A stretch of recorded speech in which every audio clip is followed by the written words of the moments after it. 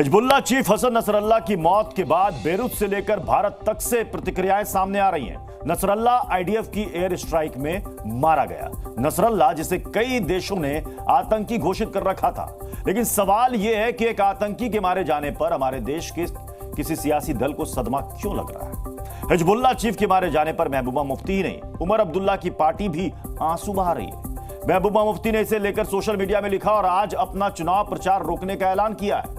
कुछ ऐसा ही हाल उमर अब्दुल्ला की पार्टी नेशनल कॉन्फ्रेंस का भी है। हमारी आज की बहस भी इसी मुद्दे पर है कि आखिर आतंकी नसरल्लाह किसके लिए शहीद है। इस पर होगी बहस, लेकिन उससे पहले ये रिपोर्ट देखिए। इजराइल के स्ट्राइक में हिजबुल्लाह चीफ नसरल्लाह मारा गया।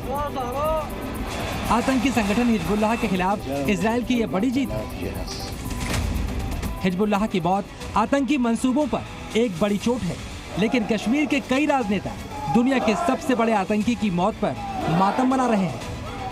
नसरल्लाह को शहीद का दर्जा देकर उसके लिए आंसू बहा रहे हैं। पीडीपी अध्यक्ष महबूबा मुफ्ती ने हिजबुल्लाह चीफ नसरल्लाह को न सिर्फ शहीद बताया, साथ ही महबूबा ने आज चुनाव प्रचार रोकने का फैसला भी लिया। महबूबा ने ट्वीट किया, लेबनान और गाजा के शहीदों, खास तौर पर हसन नसरल्लाह के साथ एकजुटता दिखाने के लिए मैं रविवार को अपना अभियान रद्द कर रही हूँ। हम इस दुख की घड़ी में फिलिस्तीन और लेबनान के लोगों के साथ खड़े हैं। जम्मू कश्मीर में महबूबा अकेली नेता नहीं जो आतंकी की मौत पर आंसू बहा रही हैं।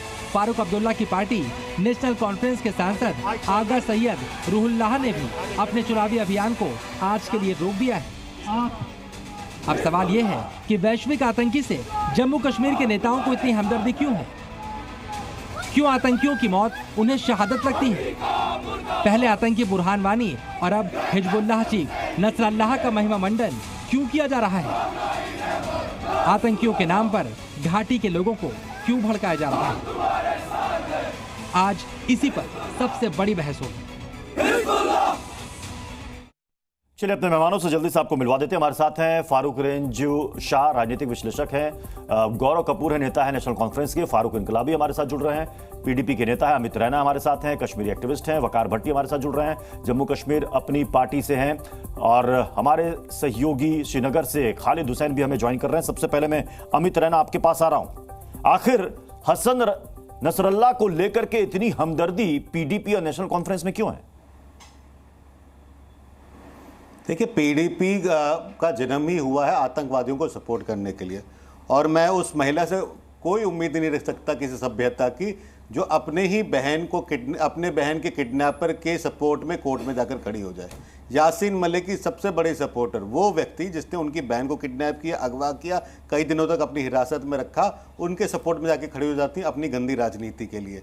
पीडीपी का सारा वोट बैंक ही जो है वो आतंकवादियों का वोट बैंक है, जो जमात इस्लामी का वोट बैंक है, जो प्रो सेपरेटिस्ट, जो प्रो टेररिस्ट वोट बैंक है। तो उनको अपील करने के लिए महबूब मुफ्ती किसी भी हद तक जा सकती हैं, और कश्मीर में ये दिखता है। और ये देखिए, बात देखिए, एक तो 5000 किलोमीटर दूर एक आतंकवादी मारा जाता है, उसको लेकर पॉलिटिकल पार्टीज में इतनी हलचल हो जाती है जम्मू कश्मीर में कि वो कैंपेन करना छोड़ देते हैं।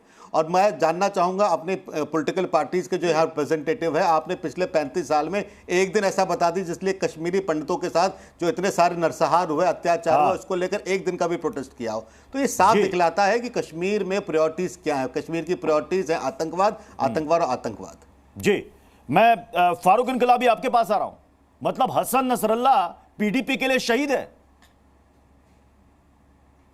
देखिए, मुझे लगता है कि अमित रैना साहब ने जो बातें कही हैं बहुत ही ये गलत बात है। अगर पीडीपी जो है वो आतंकवादियों की जमात है, तो भारतीय जनता पार्टी फिर उससे भी बड़े आतंकवादियों की जमात है जिन्होंने पीडीपी के साथ मिलकर के जम्मू कश्मीर में हुकूमत बनाई थी। तो अमित रैना साहब को ये बोलना चाहिए कि जम्मू कश्मीर में कश्मीरी पंडित बिरादरी जो है, उनके लिए अगर किसी ने काम किया है, उनकी रिसेटलमेंट के लिए अगर किसी ने काम किया है तो वो पीडीपी है। अगर किसी ने क्वार्टर्स जम्मू में तामीर किए हैं तो वो पीडीपी है। ना तो नेशनल कॉन्फ्रेंस ने किया है, ना भारतीय जनता पार्टी ने क्लेम लेने के लिए। वहां कांग्रेस वाला कहते हैं हमने किया है, आप कहते हो आपने किया है। देख लीजिए, आपको मुझसे ज्यादा बेहतर पता है। ये सच आप झूठ बोल रहे हैं ना। आप तो सरकार भी नहीं, आप तब तो सीएम जब क्वार्टर बने तब सीएम तो गुलाम नबी आजाद थे, आप तो सीएम थे ही नहीं। आप कैसे, आप तो वो हैं जिसने अमरनाथ यात्रा के लिए सरकार गिरा दी। अमरनाथ यात्रा के लिए आपने सरकार गिरा दी। आप हिंदुओं के देशी बन रहे हैं। भारतीय जनता पार्टी ने तो पिछले कई सालों से कश्मीरी पंडित बिरादरी को बेवकूफ बनाया। और बेवकूफ बनाने के सिवा उन्होंने भारतीय कुछ भी जनता नहीं पार्टी किया। का क्या लेना देना, आप अपनी बात करिए ना। आप वो जो बुरहान वानी को मरने पे 4 लाख का चेक दे आए थे, बुरहान वानी आतंकवादी था या नहीं था? चेक कौन दे के आया उसके घर पे 4 लाख रुपए का मुआवजा? जो काम पीडीपी ने किया है कश्मीरी पंडित बिरादरी के लिए, ना इससे पहले किसी ने किया और ना इसके बाद। हाँ बिल्कुल, जो काम पीडीपी ने किया है कश्मीरी पंडित बिरादरी के लिए, उनको बेघर करके वो किसी ने नहीं किया है। बिल्कुल सही कहा आपने। पीपल्स डेमोक्रेटिक पार्टी वजूद में आई, हमें इक़्तिदार मिला, तो जम्मू कश्मीर में मुफ्ती मोहम्मद सईद साहब ने हीलिंग टच पॉलिसी लाई, जिससे मिलिटेंसी में काफी हद तक कमी हुई। नाम ठीक कीजिएगा, फारूक इनकलाबी नाम है इनका, पीडीपी के नेता, नाम ठीक कीजिएगा, पीसीआर नाम ठीक कीजिएगा। मैं फारूक इनकलाबी आपसे सीधे सवाल कर रहा हूं। बिल्कुल, आपके लिए हसन नसरल्लाह शहीद है? देखिए, हसन नसरुल्लाह हिंदुस्तान में आकर के आतंकवाद तो नहीं फैला रहा। नहीं, तो उसके लिए इतना दर्द क्यों है? मुसलमान हसन नसरल्लाह मारा गया, उसके लिए हिंदुस्तान में आपको इतना दर्द क्यों है? लड़ रहे हैं, आपको इतना दर्द क्यों है? मुसलमानों के दुश्मन है, कातिल है, मासूम बच्चों का कत्लेआम वहां पे हो रहा है। तो हम तो, हमारे मुसलमान भाई हैं वहां पे मारे जा रहे हैं, हजारों की तादाद में, लाखों की तादाद में। आपके लिए हाफिज सईद हीरो है? जवाब दे दीजिए। आपके लिए अजहर मसूद हीरो है? आपके लिए बुरहान वानी हीरो है? जिस दिन आपके लिए ओसामा बिन लादेन हीरो है? सारे के सारे शहीद हैं आपके लिए? जिस दिन हमारे मुल्क, नहीं, ये बताइए ना कि आपने यहाँ पर कश्मीरी पंडितों को जब यहाँ से भगाया गया, उनके साथ क्या कुछ नहीं हुआ? कितना प्रोटेस्ट किया आपने? कितना शांति मार्च निकाला पीडीपी ने, बताइए? नहीं हो सकते हैं। हाँ, वो अपने मुल्क को बचाने के लिए जो लोग लड़ रहे हैं वो टेररिस्ट नहीं है।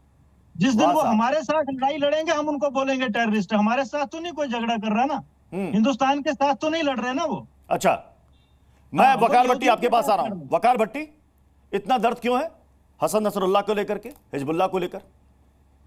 हिजबुल्लाह, हसन नसरुल्लाह ये फ्रीडम फाइटर है, जिसको नहीं सुनना तो कान बंद कर ले। मैं खुल के बोलता हूँ, मुझे इधर उधर बात करने में मजा नहीं आता। मैं तो वो आपका हीरो है। ओसामा बिन लादेन कौन है?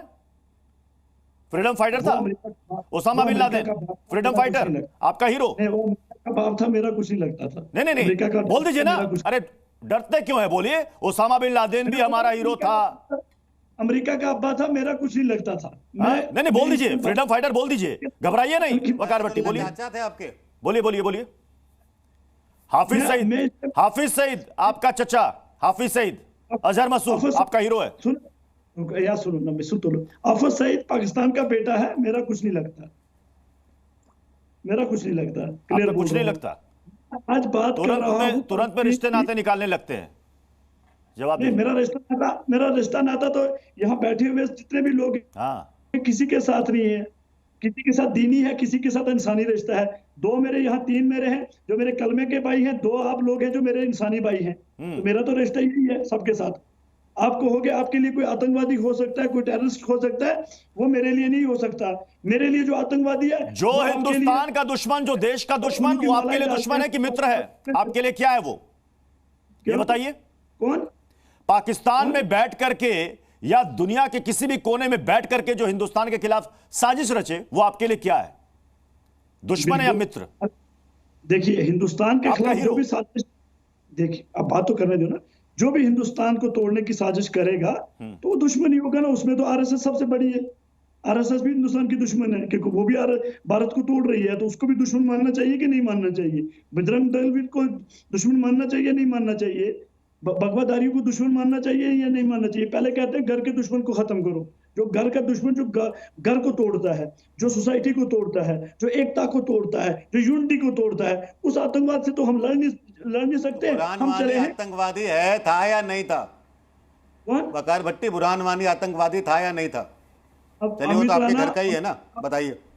राना और पूरा हिंदुस्तान का मीडिया आपके घर का है ना वो, आप जिस एरिया में इलेक्शन लड़ रहे हो उधर का ही है ना, बताइए वो आतंकवादी था या नहीं था?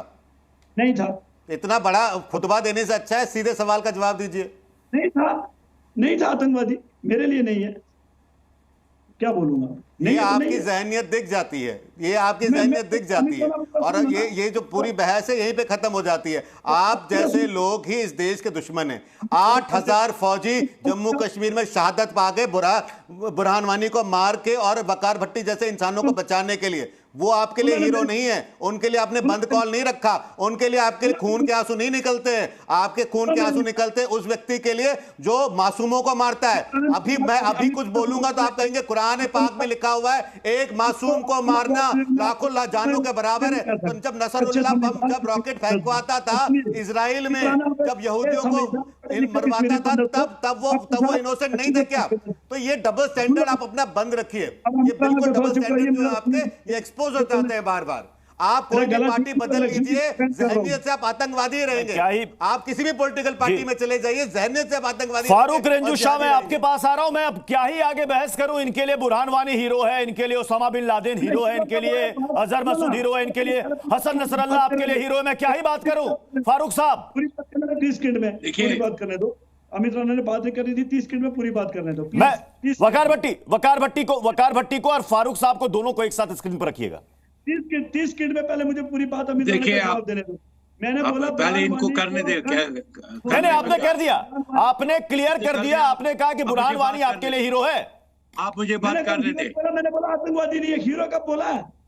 तो क्या फिर आपके लिए बुरहान वानी क्या है फिर आपके लिए? देखिए मैं सिस्टम जिस सिस्टम ने उसको हथियार उठाया, जिस सिस्टम ने उसको गन दी, जिस पॉलिटिकल टेररिज्म ने उसको गन दी 15 साल के बच्चे को, मैं उसको आतंकवादी बोलता हूँ। 15 साल के बच्चे को क्या पता कि खतरा गन क्या है? 15 साल के बच्चे को क्या पता? तब तो यही राग हाफिज सईद से लेकर के अजहर मसूद के लिए भी आप यही कहिएगा कि जिस सिस्टम ने उसे आतंकी बनाया, जिस सिस्टम ने आतंकी बनाया, सबके साथ जोड़ते जाइए यही कहानी। पाकिस्तान क्यों जोड़ रहे हो आप? अजहर महमूद पाकिस्तानी है भाई, पाकिस्तान से पूछो ना आप। हाँ, मुझे पाकिस्तान का सवाल क्यों पूछ रहे हो? मुझे कश्मीर का सवाल पूछो भाई। आपके लिए हीरो है, आपके लिए हीरो है, वो आपके लिए हीरो है। हसन नसरल्लाह आपके लिए हीरो है। हसन नसरल्लाह कहां मारा गया उसका दर्द यहां पर हो रहा है। हसन नसरल्लाह कहां मारा गया, यहां पर पॉलिटिकल पार्टियों को दर्द हो रहा है, कुछ पॉलिटिकल पार्टियों को। फारूक साहब प्लीज। हाँ, देखिए मैं आपको वेरी क्लियर अंदाज में बोलूं, क्लियर अंदाज में, कश्मीर के लिए ये टेररिज्म का नारा इस्तेमाल करने वाले सियासतदान जो अपने वोटों के लिए इस टेररिज्म को हीरो बना रहे हैं, जिन्होंने आज तक तकरीबन लाखों को मारा और सिटिल वो बात करना चाहते हैं और सिटिल अपनी इलेक्शन रैलियां कैंसिल करके वो साथ देना चाहते हैं एक विजन ऑफ टेररिज्म को। ये एक बहुत बड़ी ट्रेजेडी है। ट्रेजेडी आप देखिए, यही ईरान में, मुझे बात करने दे सारे। आप कैसे बोल रहे हो? बात करो यार क्या हुआ? आप किसी को भी टेररिस्ट बोल दोगे? इंडिया के टुकड़े खाकर मोदी के टुकड़े टेररिस्ट कैसे बोल रहे हो? इंडिया में है टेररिस्ट वो? इंडिया पार्लियामेंट उसको टेररिस्ट कहती है, इंडिया सरकार उसको टेररिस्ट कहती है। हिजबुल्लाह को टेररिस्ट इंडिया कहता है कि नहीं? ऑफिशियल इंडिया का टेररिस्ट कहता है? कहाँ इंडिया ऑफिशियल एजेंसियां हो, सरकार हो, आज दिन तक हिजबुल को उन्होंने आतंकवादी ग्रुप बोला है, टेररिस्ट ग्रुप बोला है। तो आप और मैं क्यों बोल रहे हैं जनाब? आप जब आपके घर वालों को कोई थप्पड़ मारेगा, जनाब फारूक साहब, आपके घर वालों को कोई पीटेगा, अगर थप्पड़ मारेगा, बदले में जवाब नहीं देंगे क्या? आप उसमें कहोगे आरती उतारोगे, बाबा जी ले लो मेरे घर वालों को पीटो। चले जरा आप बात करने दे, जरा बात करने दे। तो मेरा विजन कुछ डिफरेंट है। आप खुद एक इलेक्शन लड़ने वाले शख्स हो, तो मैं बात बोल रहा हूँ, जरा बात करने दे। तो मैं बोल रहा हूँ एक आइडियोलॉजिकल लड़ाई है। अब ये आइडियोलॉजिकल लड़ाई उसामा बिन लादेन जिन्हें जब टेररिज्म के तौर पर इस्लाम को पेश किया, उसने इस्लाम को तबाही बर्बाद कर दिया, उसने इस्लाम की इमेज तबाह कर दी। और ये जो चंद वोटों के लिए अपने इलेक्शन रैली करके ये कर रहे हैं। आप मुझे यही कंपैरिजन कर ले, जब रईसी प्रेसिडेंट ऑफ ईरान मारा गया, एक रिकॉग्नाइज्ड कंट्री का, जिसको हमारी कंट्री भी एक्सेप्ट कर रही है, यहाँ 68% वोट हुए। शियाओं ने भी ब्रिस्कली वोट दिए और सुन्नियों ने भी ब्रिस्कली वोट दिए। प्रोटेस्ट नहीं किया जब तक इलेक्शन कंप्लीट नहीं किया, क्योंकि उस वक्त एम था उन पॉलिटिकल, कोई कैंसिल नहीं किया, क्योंकि उस वक्त उनका एम था कि वोट बटोरें। ये वोट बटोरने की लड़ाइयां हैं।